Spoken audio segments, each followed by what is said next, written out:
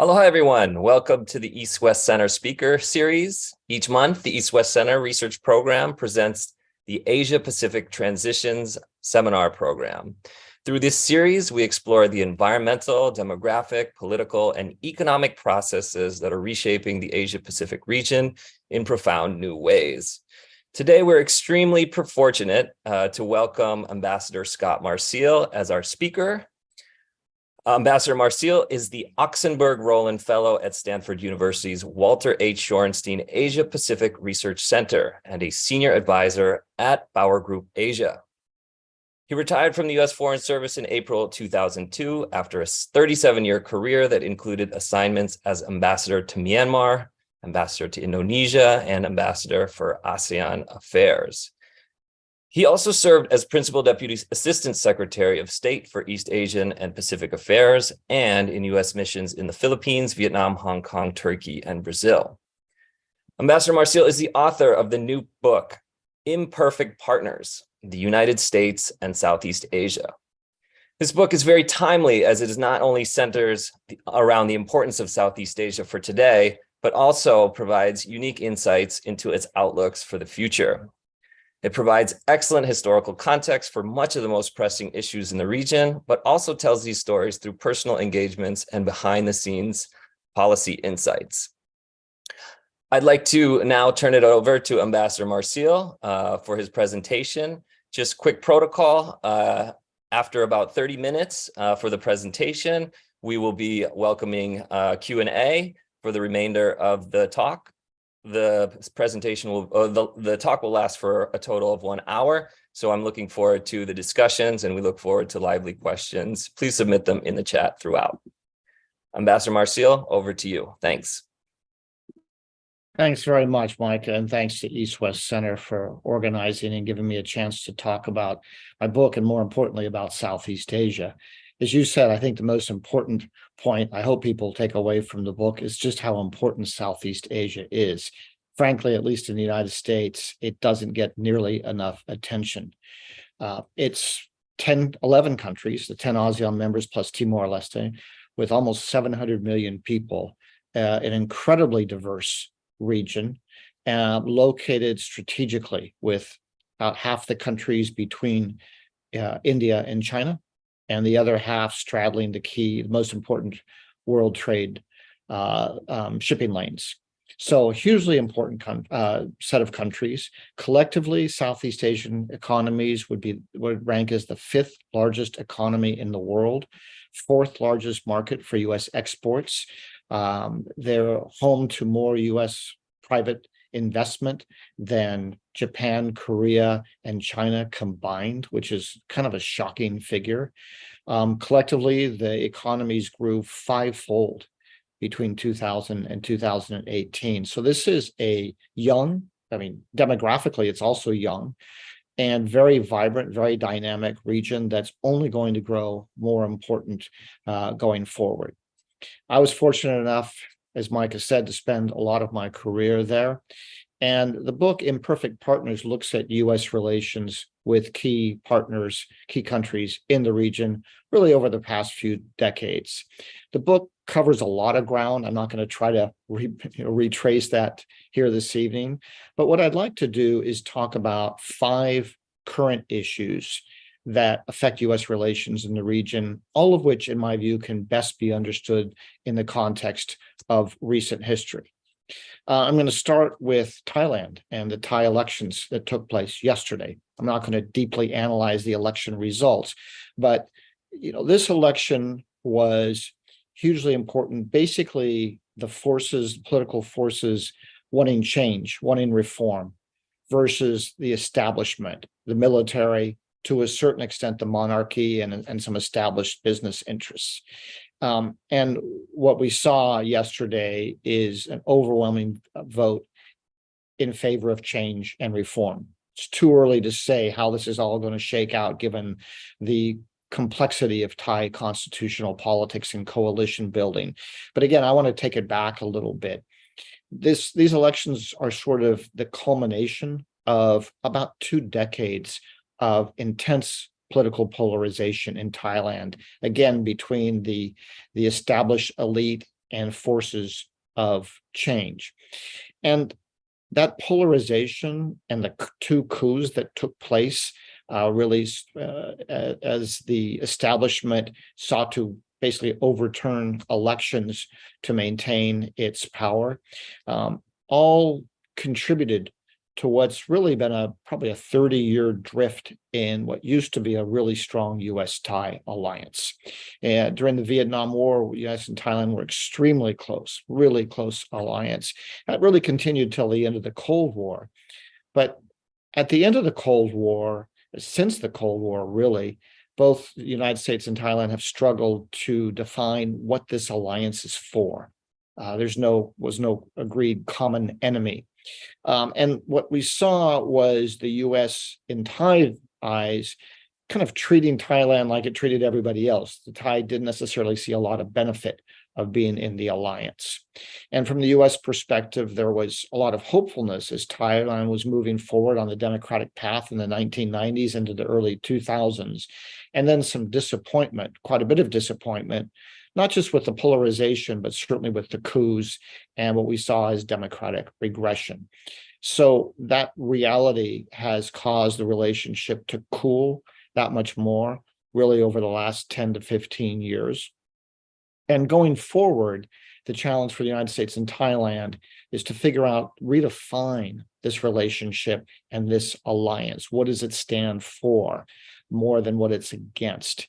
And for the United States, it's also going to require some patience to allow the Thai the time they need to work out their own politics. If I could, I'll shift to our other treaty ally in Southeast Asia, which is the Philippines, where I began my diplomatic career. It, again, has been in the news recently. President Bongbong Marcos visited the White House just a couple of weeks ago. The United States and the Philippines announced under the Enhanced Defense Cooperation Agreement that the Philippines would allow the U.S. to have access to more bases in the Philippines, both near the South China Sea and further north in the general direction of Taiwan, although I'm not suggesting that those bases are all about Taiwan. So a real warming of the relationship that, again, I think is best understood in the context of recent history. Again, in the Cold War, the alliance was very clear against the Soviet Union and its allies. Philippines was an important ally during the Vietnam War.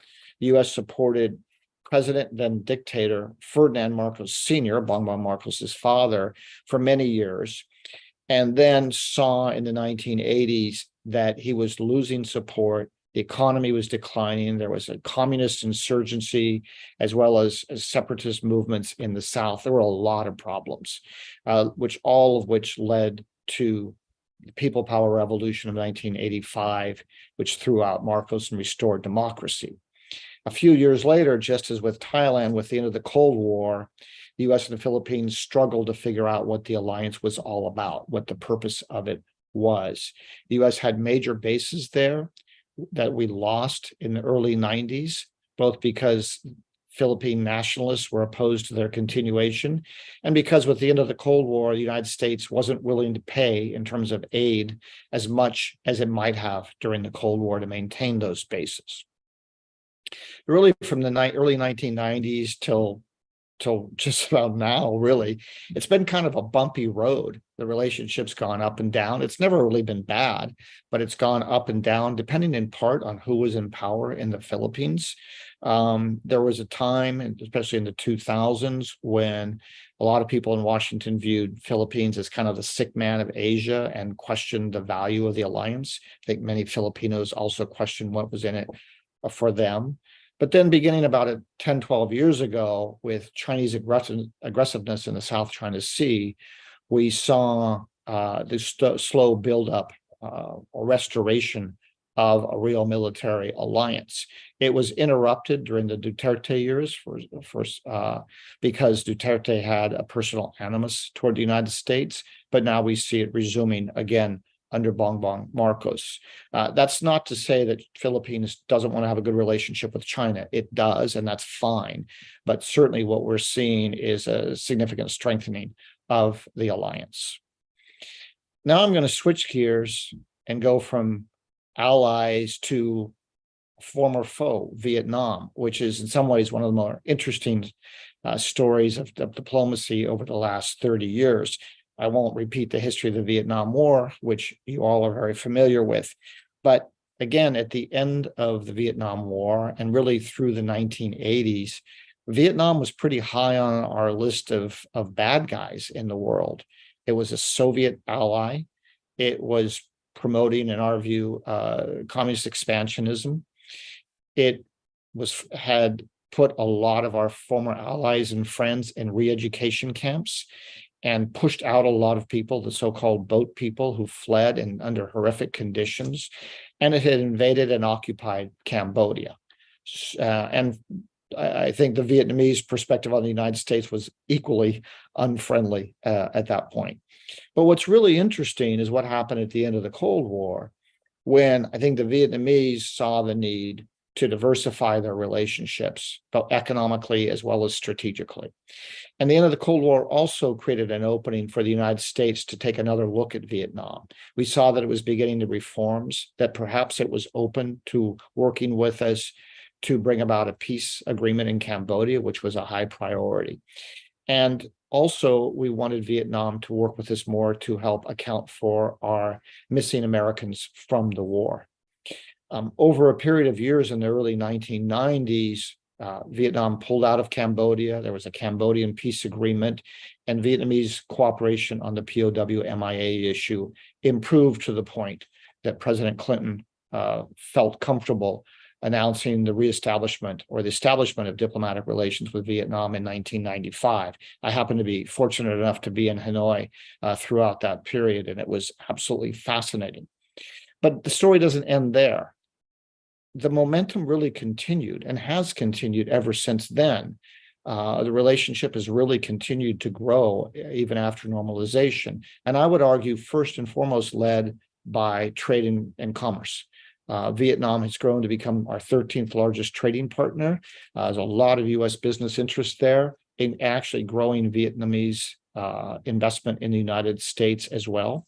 And then over time, the relationship broadened as the US addressed some of the concerns that Vietnam had from the war, things like Agent Orange, people who'd been disabled by unexploded ordnance and the like. We began to cooperate on health and so on, and then gradually began to work together a little bit in the security area, particularly in maritime security, thinking of the South China Sea.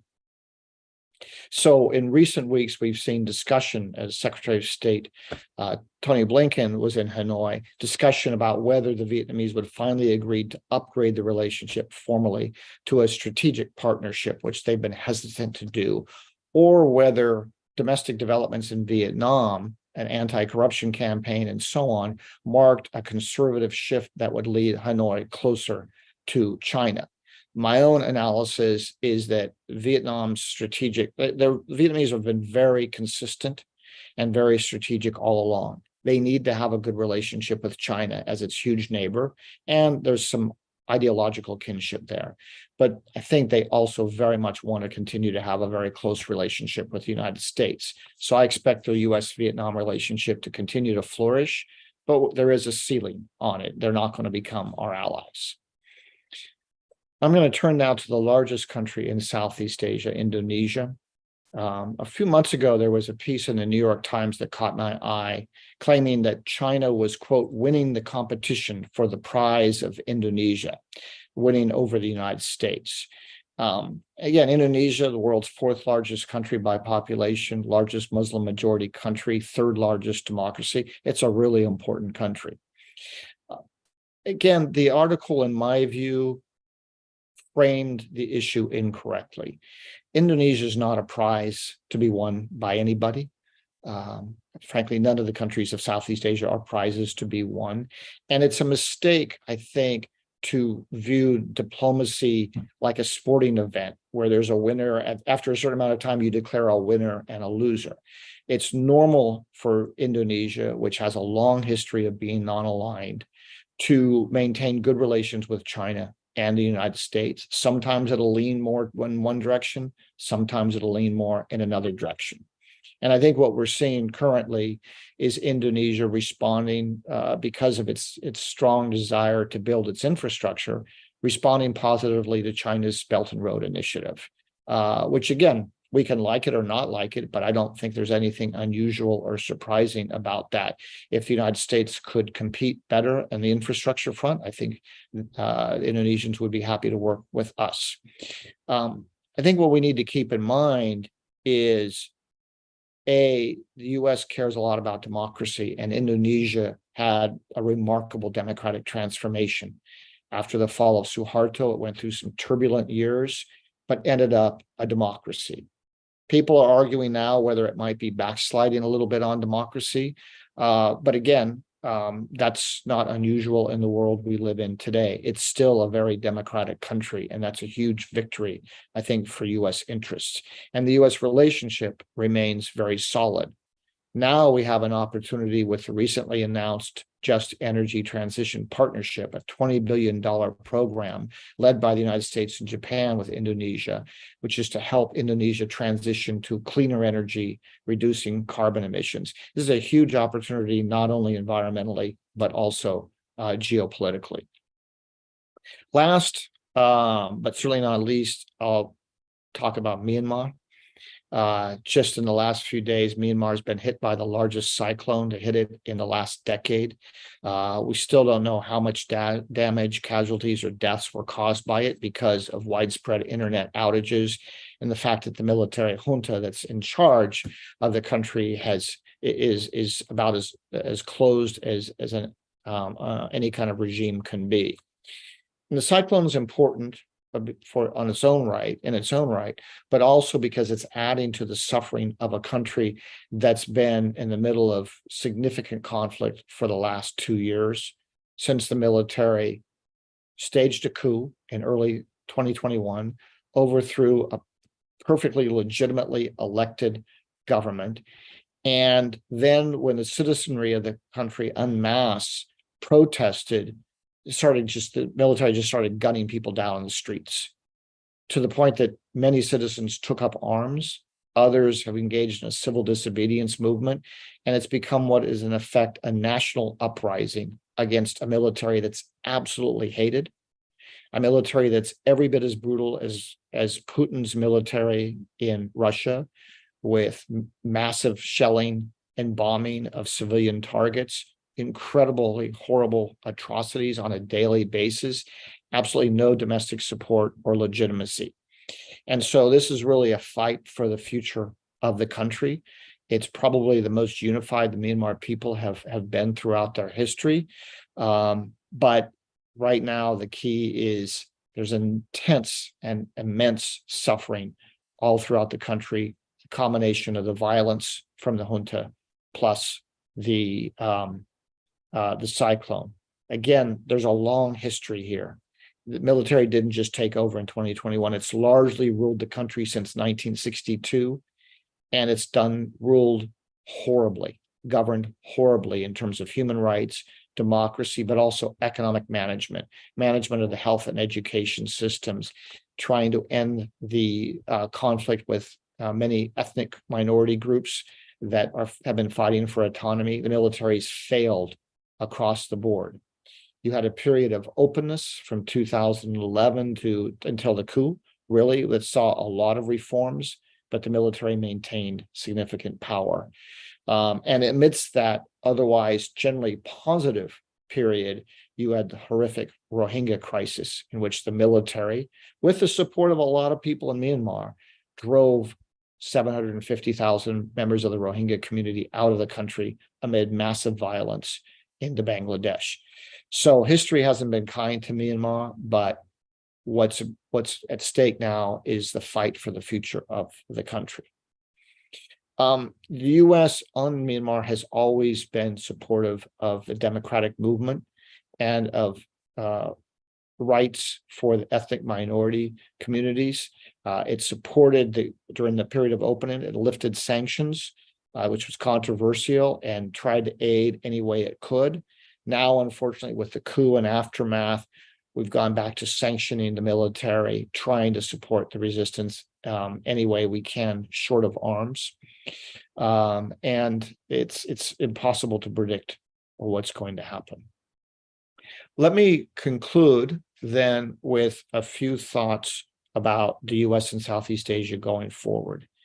What I've tried to highlight is the relationship between domestic dynamics in these countries and US policy, because the US policy is always based in not just on big geostrategic interests, but what's happening in the country, particularly when you get to conflict, democracy, and human rights. I think most people in Southeast Asia who follow this, as well as in the United States, would say that the US partnerships in Southeast Asia and with Southeast Asia have brought a lot of benefits, but you don't have to dig too far down to find disappointment on both sides. For the US, that disappointment has often been in the form of disappointment about democratic regression or the lack of progress, problems on human rights, and more recently, concern that the region isn't standing up sufficiently to Chinese aggression, particularly in the South China Sea. In Southeast Asia, although it varies from country to country, the disappointment tends to be more with what they see as episodic US engagement, a failure of the US to engage consistently. And I think the facts bear that out. The US was not particularly engaged in the early 2000s. Under the Obama administration, with the pivot or rebalance, it engaged more. Then under Trump, it largely disengaged, except for concerns about China. Now under Biden, it's re-engaging again, but a lot of countries in the region are saying, okay, what happens after 2024? Can we count on you? And it matters because for the US, countries in the region have to have confidence that the US is going to be there. If they don't, then they've got to make their own accommodations. Other concerns or disappointments in the region would be, I have to admit, a sense that the US, when it does engage, tends to lecture or even grade countries on their behavior. That's never been popular. I think these days it's particularly so. Disappointment also in recent years with the US failing to participate in the regional trade agreements since we pulled out of the Trans-Pacific Partnership. I think countries are interested in Biden's Indo-Pacific Economic Partnership, but they're still waiting to see what the substance of it is. So what should the United States be doing going forward? First, show up consistently. Show up and engage consistently from the president on down. As I said, this is really important to bolster the confidence in the region that the U.S. rhetorical commitment to the region is followed by or fulfilled by actual engagement on a regular basis. And you might think that showing up at a East Asia Summit meeting or not isn't that big of a deal, but for Southeast Asia, it really is. And if you don't show up once, that may be excused. If you don't show up 2 or 3 times in a row, the message is you're not serious. Second, and this is really important, I think this is one of the key takeaways from the book, is even though we think a lot about China these days, and Washington's constantly talking about the China relationship, and China's talking about the US relationship, when we engage with Southeast Asia, we shouldn't be engaging to talk about China. There's a tendency to do that, send US officials to the region and talk about China, tell them what a problem China is. It's not helpful as a general rule. They live there. They know all about China, the pros and the cons. First, most of them don't see China the way the United States does. Second, even if they do, they got to deal with it. It's not going anywhere. They need to have a decent relationship with China. So what makes more sense, what's more helpful, is for the United States to go and engage the region and talk about issues that matter to them: trade, economic development, infrastructure, health, education, climate change, all of these things where we do have cooperation, but there's opportunities to broaden it, deepen it, and of course, security, but not going and talking about China. Third, as I've mentioned, we've got to have a trade initiative. If the Indo-Pacific Economic Framework can do that and serve as that as that initiative, great. If not, we've got to find a way to get the political support to do trade, because otherwise our economic influence declines. And we can't remain influential or maintain our current level of influence in the region based just on security partnerships. It's got to be continuing to strengthen the economic relationship, particularly through trade. Fourth, engage consistently even when things don't go well. And the message there is the US has a habit, and I've participated in this, I'm guilty of it too. It has a habit of when there's democratic backsliding or problems on human rights, the US tends to pull back. And I'm not suggesting that we ignore those problems or that we conduct business as usual in the face of them, but the tendency to pull back, disengage almost completely, sometimes impose sanctions, with some exceptions, that's not a good approach because it leaves us with even less influence. And if you look at Thailand after the 2014 coup, I think it's a great example. We shouldn't have welcomed it. We shouldn't have conducted business as usual the next day, but I think we disengaged too much. And I was part of that decision making, but in hindsight, I think we should have continued to engage more. The one exception I would say is with the Myanmar junta right now. The generals are beyond the pale. They have no support, no legitimacy, and there's pretty strong evidence from recent history that talking to them doesn't lead anywhere. Last point is for the US to focus on its strengths: education, innovation, engaging the younger generation, which still looks up to the United States in many ways. Support human rights and democracy, but do it in a nuanced way, using all of our tools of diplomacy, so that we can be a beacon and our value. People will still believe that we're supporting our values, but doing it in a more effective way. I'll stop there and hope you have some questions. Great, thank you so much. That was definitely a whirlwind trip around Southeast Asia. I'm impressed by how much content you got into each of those countries, and yet the nuance of engagements throughout the region are extremely important. We have many questions coming in. I'll try to group them together. I'll just start from the top here. The first question is from Frank Stanley. Mr. Ambassador, with your experience in Burma, Myanmar, how do you think history will ultimately see and evaluate Daw Aung San Suu Kyi? I think it depends on whose history you talk about. The history in the West, I think, will be pretty unforgiving of her for her role in the Rohingya crisis. She didn't lead the military operation that drove out 750,000 Rohingya, but she chose not to do nearly as much as she could have, in my view, to address it, to explain to the people of Myanmar that this community, which had long suffered from discrimination, deserved to be treated with dignity and their rights respected. So I think in the West, at least, history will judge her harshly for that, even as I hope it remembers the many outstanding things that she did and the incredible sacrifices that she made that justifiably earned her a Nobel Peace Prize. In Myanmar, I think history will be kinder. And I think we saw evidence of that in the 2020 elections when she and her party won an overwhelming victory. And this was after the Rohingya crisis. So I think she remained and remains very popular. Now, she has been under detention for the last 2+ years, not her fault at all. So it's an open question as to whether Myanmar in the future, if and when a popular elected government returns to power, what her role will be then, if any. Whether history will have moved on to a younger generation, I don't know. But again, I think in Myanmar, history will judge her quite positively.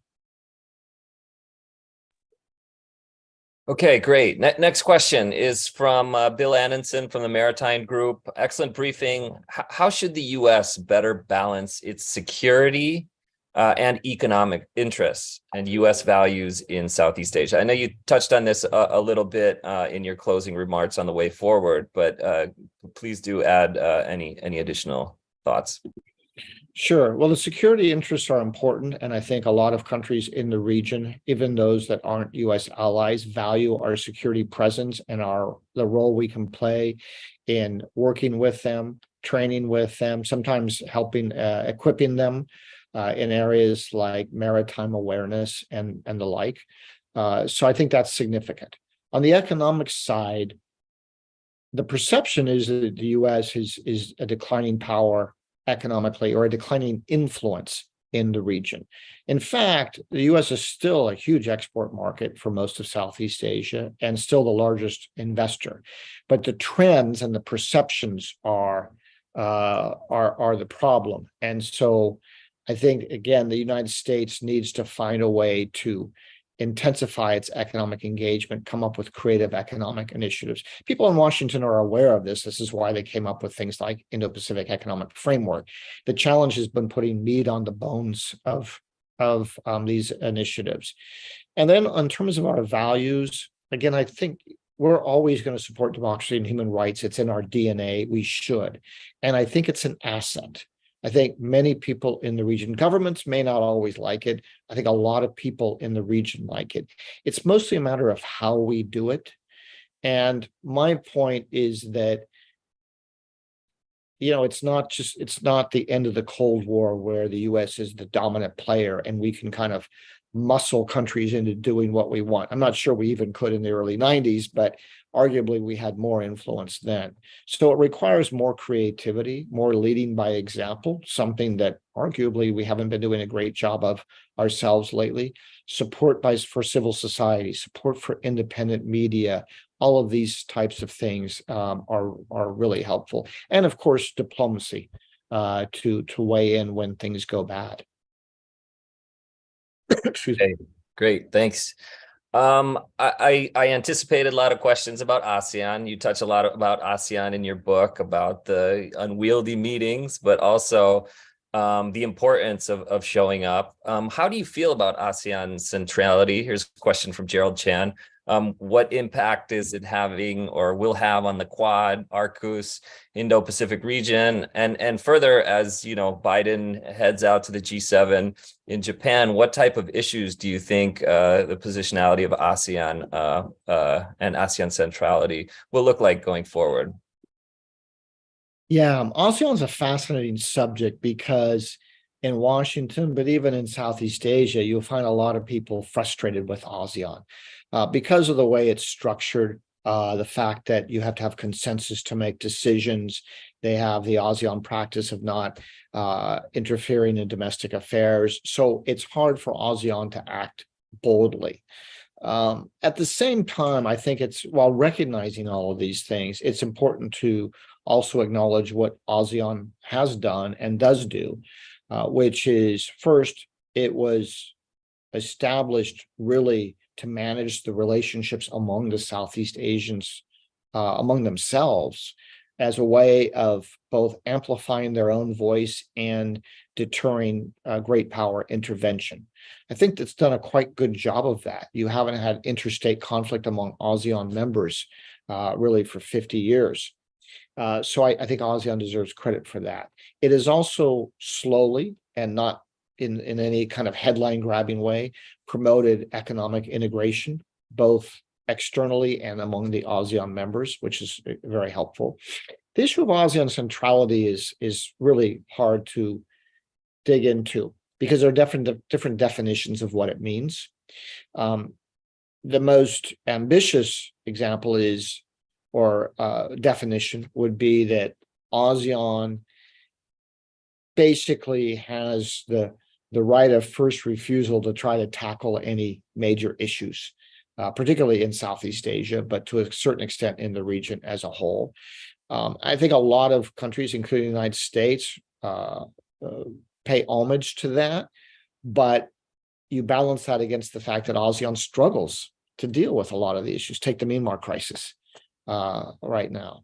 Another way of thinking about it is respecting ASEAN and supporting it when it tries to tackle these issues, but also not expecting it always to succeed.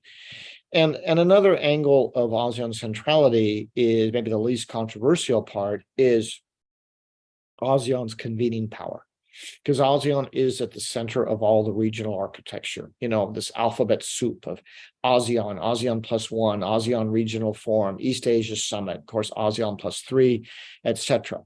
And the reason that's important is because it is essential really for leaders of the broad region to be able to get together and discuss issues. And I think ASEAN's the only entity that can convene these meetings in a way that doesn't invite a lot of skepticism and suspicion.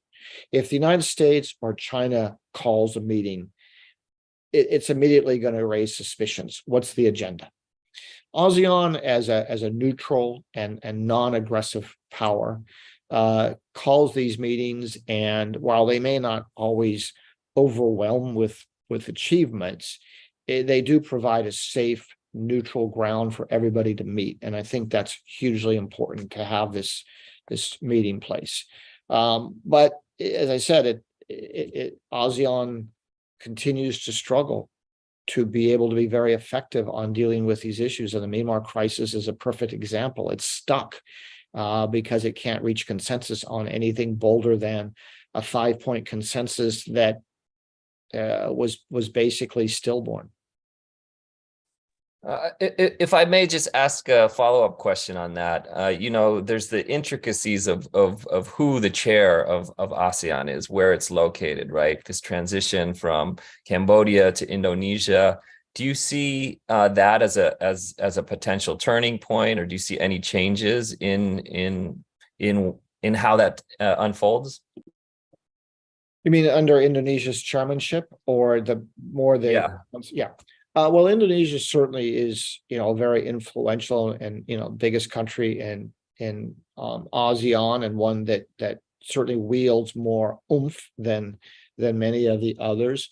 But what we're seeing so far is pretty quiet diplomacy by the Indonesians, certainly on things like Myanmar. But I think we saw, with Indonesia's chairmanship of the G20 last year, that Indonesia can be extremely effective. And I think it will be quite effective this year as well in terms of the big strategic issues and putting a focus on economic development, infrastructure, these sorts of things. So I think this is a year where ASEAN probably can do somewhat more than it might under a chair that's a little bit, that brings less oomph to the table. Great, thanks. This next question from an anonymous attendee is a great one. It's one that we talk about a lot at the East-West Center. This person says, thanks so much for your update on U.S. Southeast Asia relations. Could you give your opinion about why the U.S. is not investing more in international education and/or infrastructure in Southeast Asia? We see China doing so much of this, and as you point out, these countries are pragmatically choosing to work with China. Were the U.S. to fund more infrastructure projects in Southeast Asian countries and support more educational opportunities to bring Southeast Asians to the U.S. to study, Southeast Asian countries would be delighted to work with us. So why aren't we doing these things?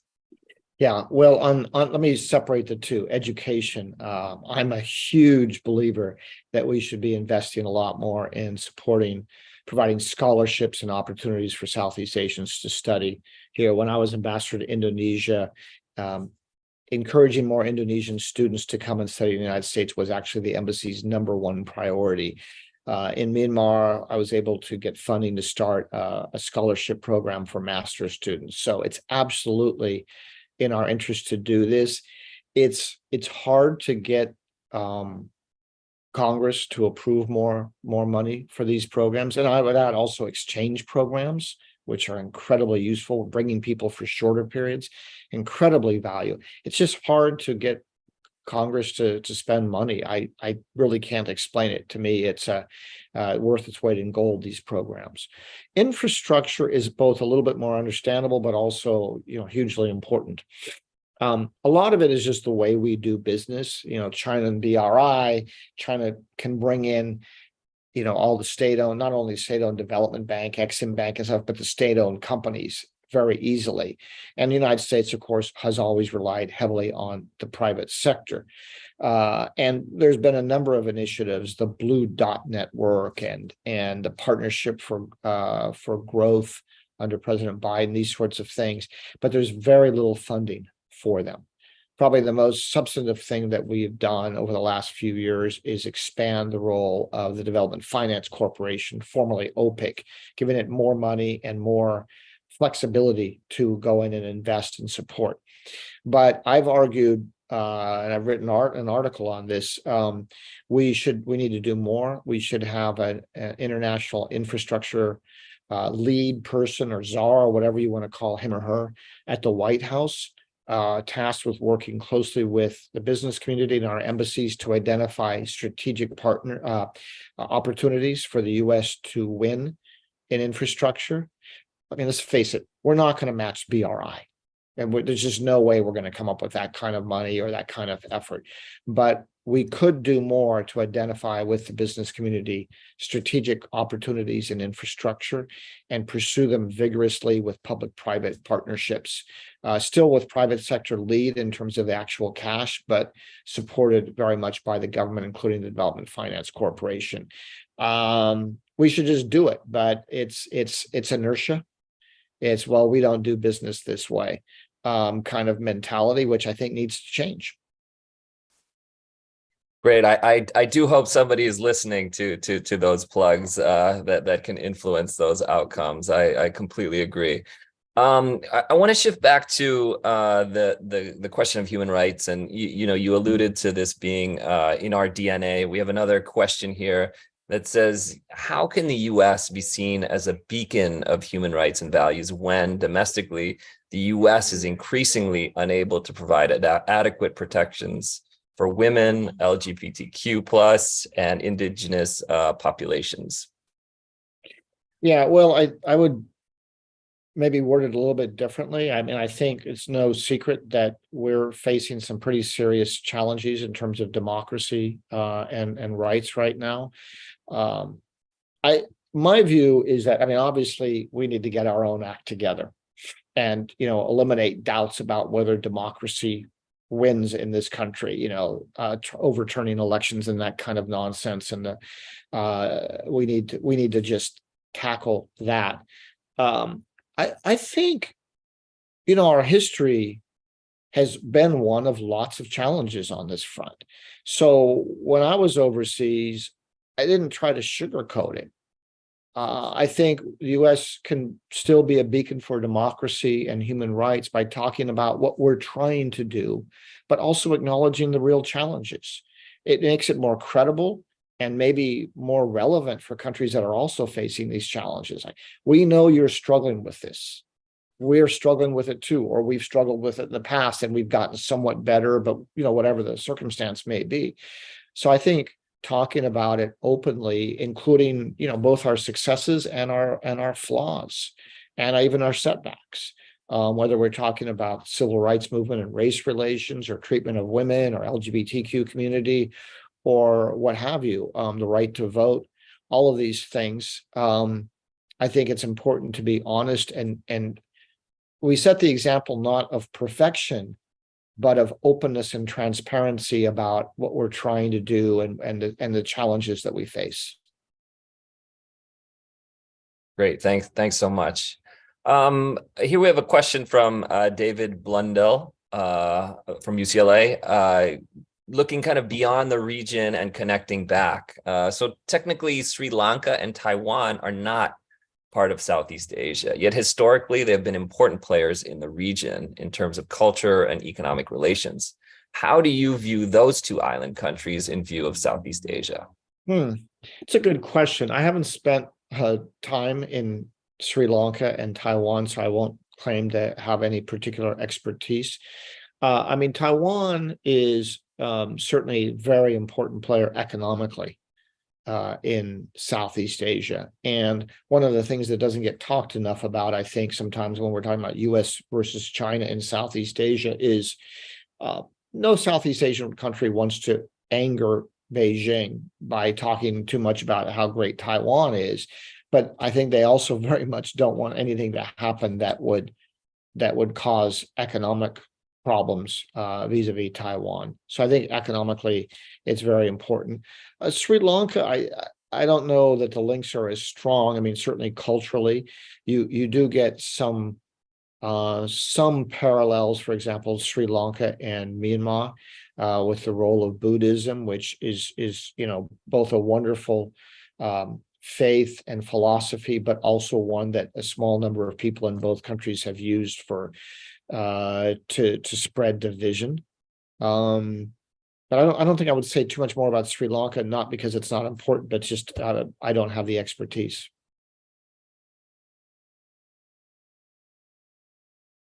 Okay, let's move on to Ming Li Yong's question. Thanks for the excellent talk. What challenges do you think need to be overcome to put the, quote, meat on the bone on US-led initiatives towards Southeast Asia and to change US mindsets in engaging Southeast Asian nations on their own terms rather than through the lens of US-China strategic competition? Well, I think on China's become such a political hot topic in Washington that there's a lot of pressure on people in government, including people who are, civil servants, foreign service officers who are not political people, to show that they're, being firm on China. And that makes it harder to go out to Southeast Asia and not talk about China. But also it's just a bit of a mindset, a little bit of an echo chamber. That's we got to go talk to Southeast Asians about China. I think it just requires listening to people who with a lot of experience in Southeast Asia and listening to Southeast Asians. What do you want to talk about? In terms of putting meat on the bones of economic initiatives and so on, I mean, unfortunately, it's hard, right? Policy on trade. Politics on trade is really tough. And that's just a reality. A lot of people in the United States don't support free trade, and politicians reflect that.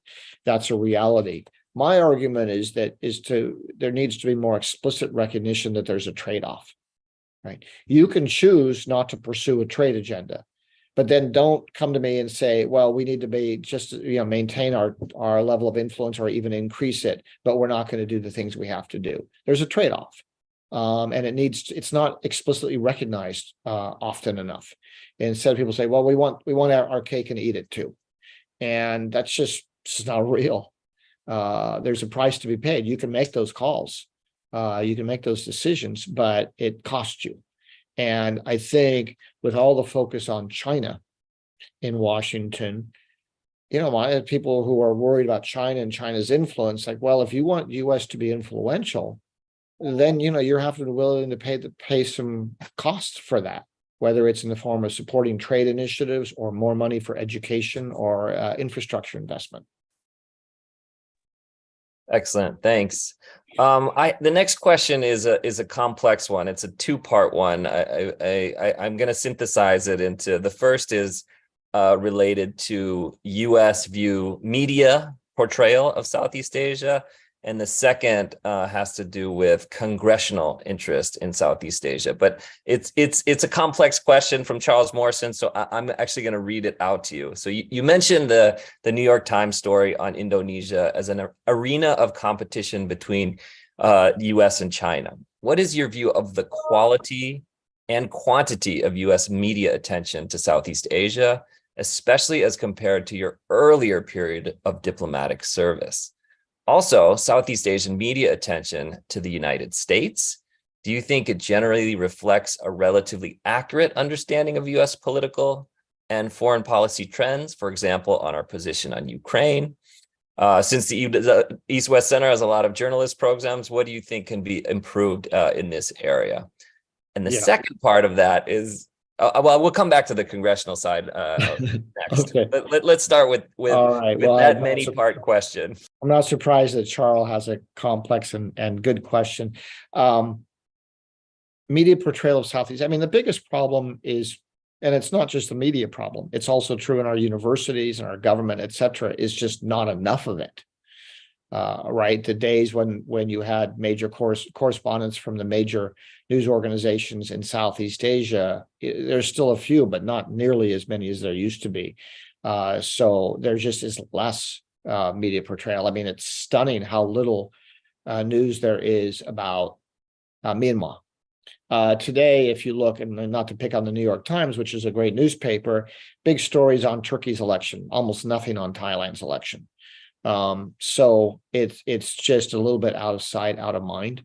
There is some really good quality stuff, don't get me wrong, but there's just not enough of it. It's not comprehensive enough. Then in Southeast Asia, obviously it varies from country to country. There is probably more coverage of the US than vice versa.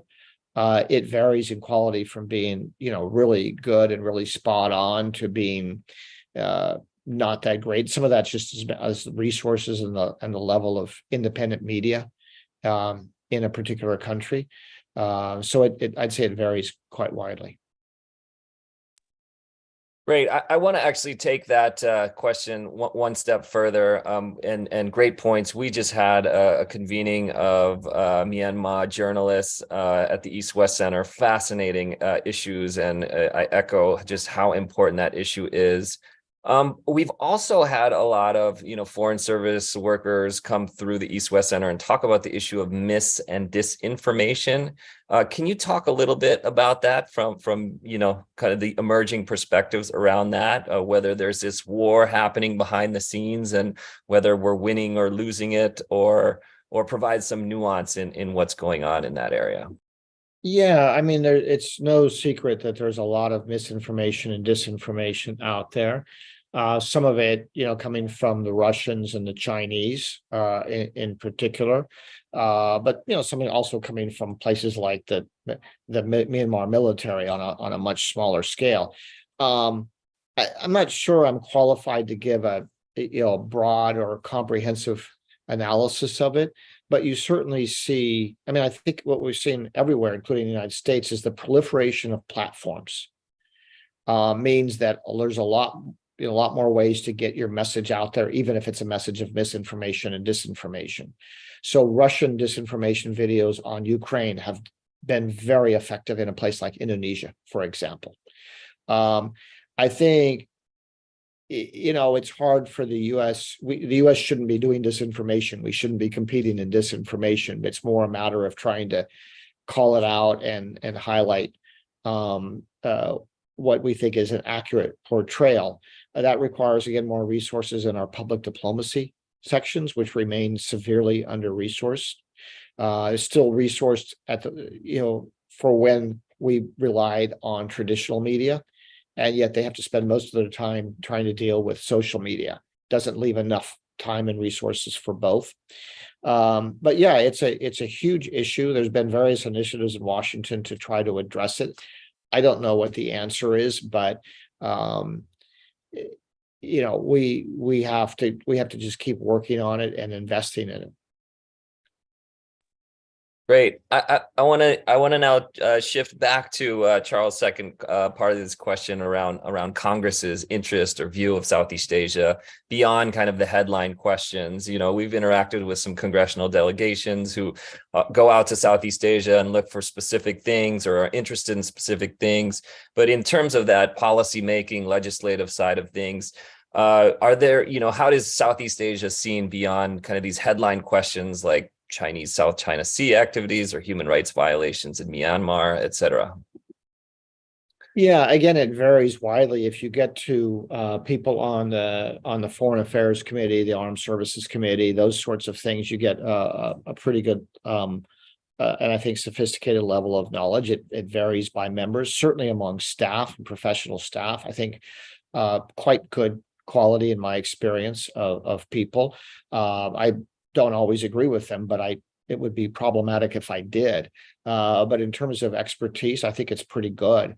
It's just things tend to get, China tends to overwhelm. Just, it sucks all the oxygen out of the room. And then, a huge focus on issues like human rights and so on. Understandably, it's a really important issue.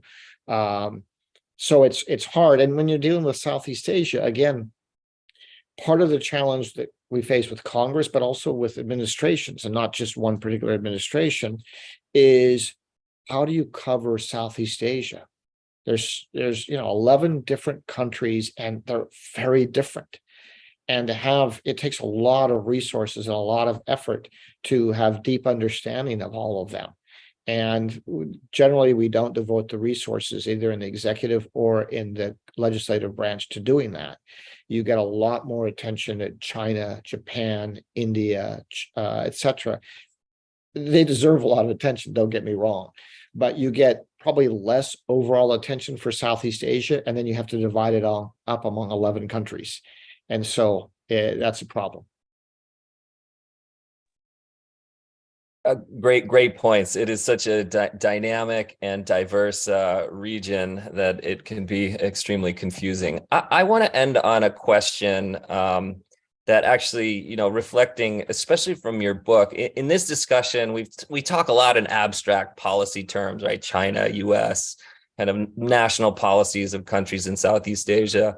But I think what's so intriguing about your book and so memorable is kind of the memoir side of it, right? The personal stories of interacting with people involved in the policy process that are so diverse and different. And I think you talk a lot about misunderstanding in terms of people, the US or people going to work in Southeast Asia. Now we have this Netflix series on, the Foreign Service that's causing a lot of attention. But what kind of, advice would you have, or what can, people do working in the US system to sort of better engage with the people of the countries of Southeast Asia and get their ear to the ground on what's really happening around them? Yeah, and I think a lot of our diplomats do it actually very well. I mean, there's no secret here. It's get out. I mean, you've got to spend a certain amount of your time dealing with the government and the capital, etc. That's just part of the job. Get out of the capital cities. With the exception of Singapore, maybe don't reflect the reality of the countries any more than Washington, D.C. reflects the reality of the United States. Get out, talk to a lot of different people, civil society people, independent media, business people, local business people, etc., religious figures. Avoid relying on people who speak English. It's natural to talk to people who speak English. I'm not saying we shouldn't, but don't limit it to that, which means you've got to have either good language skills yourself or the availability of good interpreter, something that's underappreciated, undervalued, I think, in the State Department. It's just an effort thing. You just get out and travel and talk to people and, get a little hot and sweaty in the tropics and listen. We're really good, and I include myself in this, at delivering our points. But what's going on in your world? What's on your mind? What do you care about? More of that, and then avoiding. And I think it's overstated how much U.S. diplomats are arrogant and lecture. It probably happens, but err on the side of humility and respect. I mean, it's really kind of simple personal interaction, right? Treating people well, asking them what they want to talk about. Great. Thanks so much. And thanks for all of your insights today. I have one more half question, which is you talked today about the Philippines and Myanmar, Vietnam, Indonesia. If you were to go back to the region, is there another among the 11 countries that you would be most interested in next? I mean, they're all really fascinating. I find Cambodia fascinating. I know the politics there aren't great right now, but it's just fascinating. I just reread Elizabeth Becker's landmark book after the war was over about the Khmer Rouge period. And to think that a society that went through what that society went through is functioning at all still blows my mind. So, Malaysia also is a really important and fascinating country that I don't know enough about. So those would be certainly two. Great. Thanks so much. I just I really appreciate you coming to speak to our speaker series here, the East-West Center Research Program, Asia Pacific Transitions. I want to for those in attendance, we've had a really good attendance today. I just want to call your attention to our next speaker. Eric Harwit will be delivering a talk entitled China-US Economic Ties, a focus on the current TikTok controversy. That's an in-person talk only. We do this format, hybrid, virtual, and in person. The next one is in person, May 24th at noon. So please come by to John A. Burns Hall to attend our next talk. Thanks once again. Great presentation. We've gone across Southeast Asia today, and I really appreciate all your thoughts, Ambassador Scot Marciel. Thanks so much. Thanks so much, Mike.